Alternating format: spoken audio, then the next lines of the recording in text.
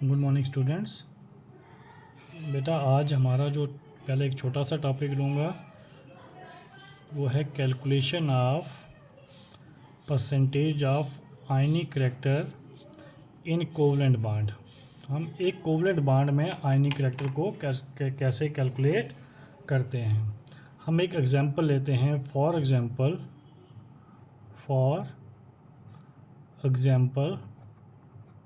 एक मॉलिक्यूल लेते हैं हम HCl।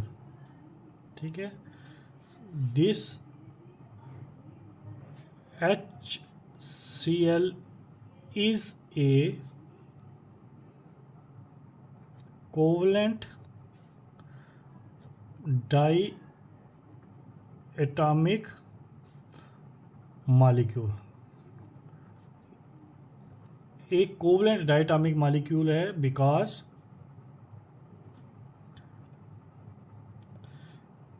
it is formed by the sharing of electron। अब क्या है कि इसकी इलेक्ट्रोनेगेटिविटी में डिफरेंस है, तो जो इलेक्ट्रॉन सेंटर में होने चाहिए उस सेंटर में ना होके थोड़े से क्लोरीन की साइड पे ज़्यादा होंगे, तो इस पे डेल्टा नेगेटिव चार्ज आएगा, इस पे डेल्टा पॉजिटिव चार्ज आएगा। अब हमें तो पता है कि है ये covalent compound.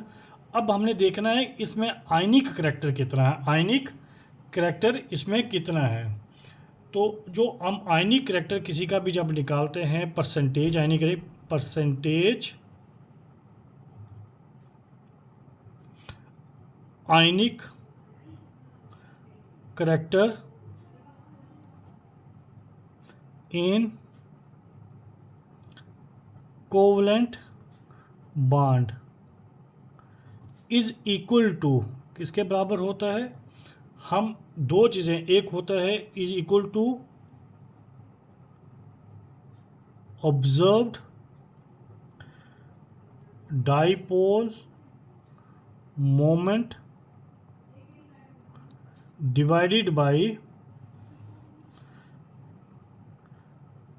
Calculated dipole moment multiplied by 100। ठीक है, तो ये फॉर्मूला यूज़ होता है कि हम कैसे कैलकुलेट कर सकते हैं इसका परसेंटेज, इसमें कितनी आयनिक करैक्टर कितना है। तो अगर इसको भी दें, if the dipole moment of HCl, ये कौन सी है, HCl का डाइपोल मोमेंट कौन सा है, ये आपके पास ऑब्जर्व्ड HCl, क्या लिखूंगा, ऑब्जर्व्ड। ऑब्जर्व जो है इज़ 1.03 डी, क्योंकि डाइपोल मोमेंट को हम डिबे में उसका सिंबल डी है, मेजर करते हैं। If HCl bond length is 1.275 angstrom, तो तब इसका डाइपोल मोमेंट, तब इसका आयनिक करैक्टर कितना होगा। देन द आयनिक करैक्टर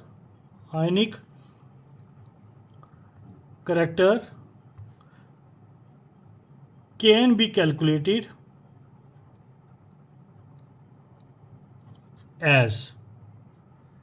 अब क्या है कि हमारे पास इतना आपको पता है कि जो वी नो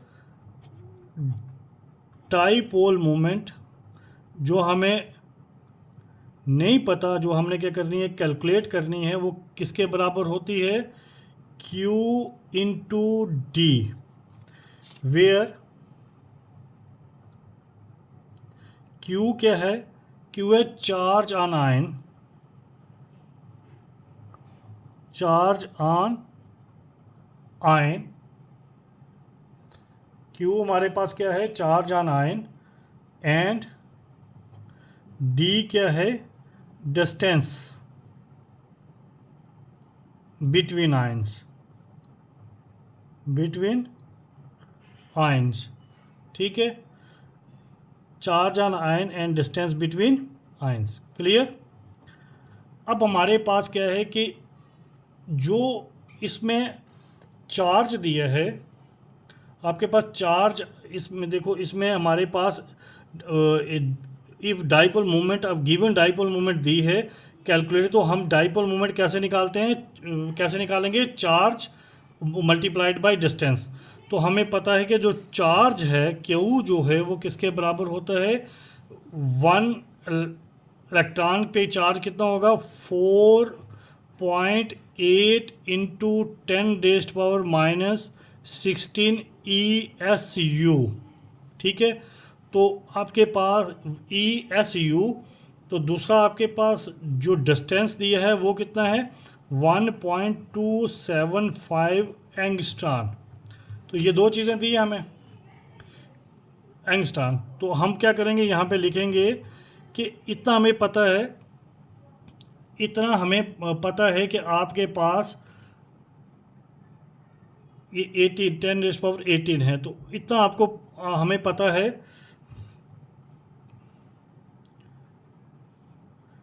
10⁻10 है, 4.8 इंटू 10⁻, आपके पास 10 ESU होता है। तो हमें पता है कि 1 dBA जो है वो किसके बराबर होता है, 10⁻18 ESU सेंटीमीटर, और 1 एंगस्ट्रॉन जो किसके बराबर होता है, हम लिखेंगे 10⁻8 सेंटीमीटर, क्लियर। अब देखो, इसको अगर हम ESU है, ये हमारे पास एंगस्ट्रॉन है, अगर इसको सेंटीमीटर में कन्वर्ट करें तो ये इक्वल टू 1.275, तो आपके पास इंटू 10⁻8 सेंटीमीटर हो जाएगा।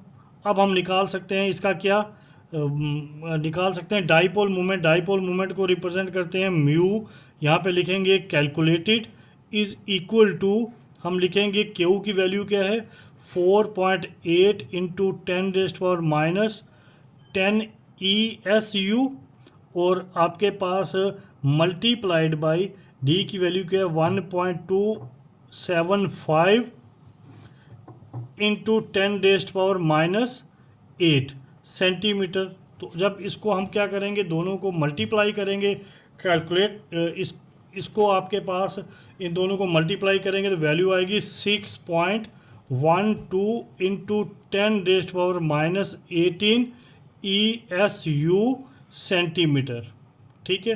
तो आपके पास ये जो है, हमें पता है कि ये किसके बराबर है, ये किसके बराबर है, 1D के बराबर, किसके बराबर, 1D के बराबर। तो हम लिख सकते हैं 6.12 into D।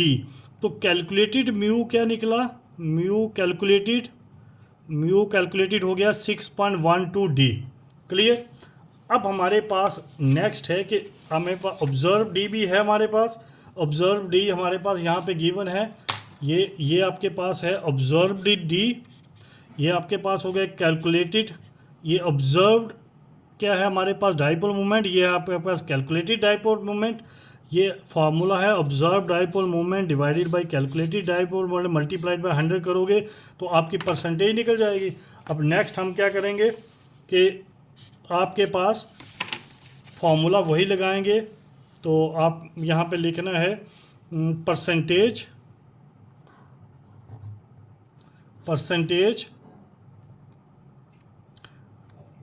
Ionic character of HCl। तो आपके पास ऑब्जर्व्ड क्या हुआ, आपके पास इसमें दो तरह के दिए हुए हैं ना, एक दिया हुआ है आपके पास ऑब्जर्व्ड है 1.03, आपके पास डिवाइडेड बाई आपके पास 6.12, तो मल्टीप्लाइड बाई क्या हो जाएगा 100।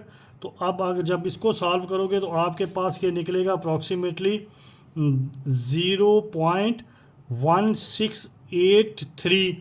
अब इसको मल्टीप्लाई करो 100 से तो ये बनेगा हमारे पास अब 16.83। तो इसको हम लिख सकते हैं अप्रॉक्सीमेटली 17%। तो 10 in HCl bond